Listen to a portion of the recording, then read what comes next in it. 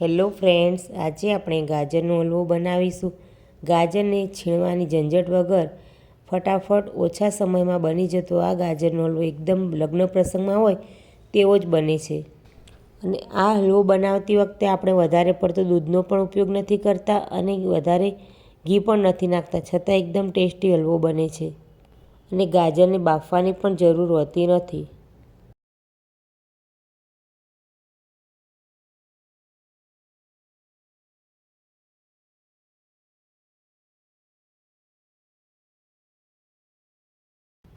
તો ચાલો ફ્રેન્ડ્સ, આપણે ગાજરનો હલવો બનાવી લઈએ। ગાજરનો હલવો બનાવવા માટે મેં અહીંયા 1.5 કિલો ગાજર લીધેલા છે। તેને છોલી, ધોઈ અને સરસ સાફ કરી લીધા છે। તેને હવે આ રીતે પહેલાં કટ કરી લઈશું। બધા ગાજરના આ રીતે પીસ કરી લઈશું। પહેલાં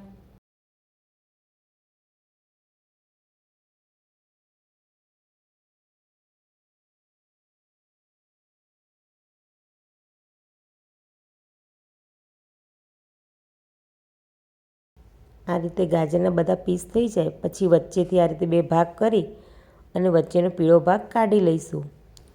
પીળા ભાગનો ટેસ્ટ સહેજ કડવાશ પડતો હોય છે અને પીળો ભાગ કાઢી લઈશું તો હલવાનો કલર પણ સરસ એકદમ રેડ આવશે। આ રીતે બધા ગાજરમાંથી પીળો ભાગ કાઢી અને આ રીતે તૈયાર કરી લઈશું। હવે તેને ચોપરમાં ચોપ કરી લઈશું।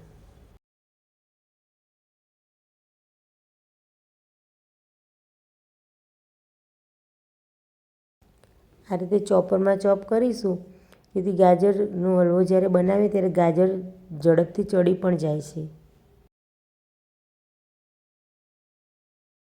તમે જોઈ શકો છો કે સરસ ગાજર ચોપ થઈ ગયા છે। હવે તેને એક થાળીમાં કાઢી લઈશું। આ રીતે બાકીના બધા ગાજર પણ ચોપ કરી લઈશું।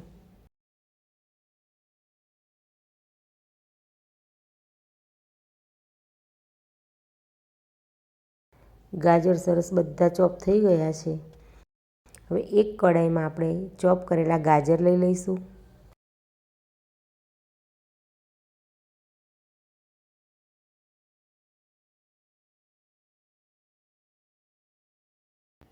હવે મેં અહીંયા 1 વાટકી ઘરની તાજી મલાઈ લીધેલી છે તે ઉમેરી દઈશું। આપણે અહીંયા 1 વાટકી ભરી અને મલાઈ ઉમેરી છે, તેથી જ્યારે ગાજરની છીણ આપણે પહેલાં પેનમાં ઉમેરી ત્યારે ઘી નહોતું ઉમેર્યું। આમ તો આપણે હલવો બનાવતા હોઈએ ત્યારે પહેલાં થોડું ઘી ઉમેરી પછી છીણ ઉમેરતા હોઈએ છીએ, પણ જો આ રીતે મલાઈનું પ્રમાણ વધારે હશે તો ઘીની બહુ જરૂર નહીં પડે।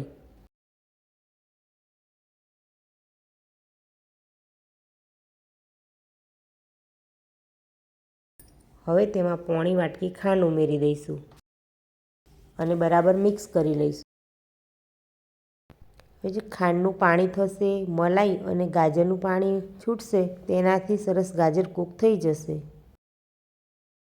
અહીંયા આપણે દૂધ નથી ઉમેરતા એટલે દૂધ જે બળવાનો ટાઈમ હોય એ બચી જાય છે અને મલાઈથી જ સરસ દૂધમાં ગાજર ચડે એવું ટેક્સચર આવી જાય છે અને ઘીની પણ બહુ જરૂર નથી પડતી।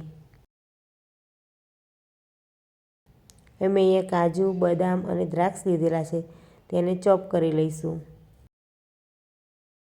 તમે જોઈ શકો છો કે ગાજર સરસ શેકાઈ ગયા છે, સહેજે પાણીનો ભાગ રહ્યો નથી। હવે તેમાં મેં 1 વાટકી મોળો માવો લીધેલો છે તે ઉમેરી દઈશું। મોળો માવો બનાવવાની રીત ડિસ્ક્રિપ્શનમાં આપેલી છે। માવાને બરાબર મિક્સ કરી લઈશું।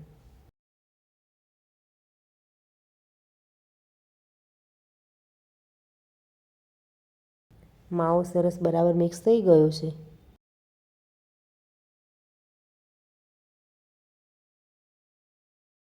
હવે તેમાં 1 મોટી ચમચી ઘી ઉમેરીશું જેથી હલવામાં સરસ શાઈન આવશે। બાકી આમ તો આપણે મલાઈ વધારે ઉમેરી હતી એટલે વધારે ઘીની જરૂર પડતી નથી।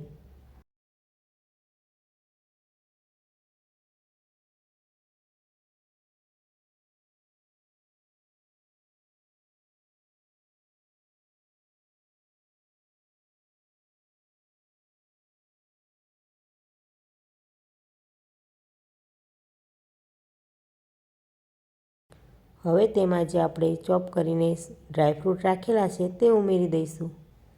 ડ્રાયફ્રૂટને પણ બરાબર મિક્સ કરી લઈશું.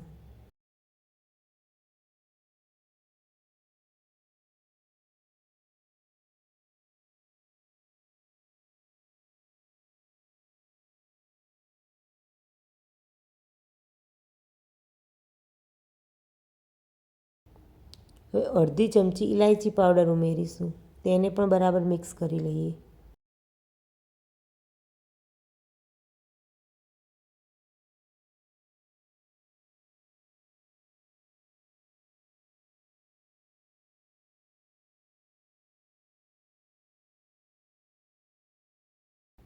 તમે જોઈ શકો છો સહેજ પાણીનો ભાગ કે રહ્યો નથી. એકદમ સરસ તૈયાર થઈ ગયો છે હલવો. તેને હવે સર્વ કરી દઈશું. તો તૈયાર છે છીણવાની ઝંઝટ વગર અને ઓછા સમયમાં બની જતો ગાજરનો હલવો. તો ખાવામાં ટેસ્ટી અને છીણવાની ઝંઝટ વગર આ રીતે ગાજરનો હલવો બનાવી એકવાર જરૂરથી ટ્રાય કરજો. ગાજરના હલવાની રેસીપી કેવી લાગી એ કોમેન્ટ કરી જરૂરથી જણાવજો. અને અમારી ચેનલને લાઇક અને સબસ્ક્રાઈબ કરજો. અને આવા બીજા અવનવા વિડીયો જોવા માટે બેલ આઇકન દબાવવાનું ભૂલતા નહીં.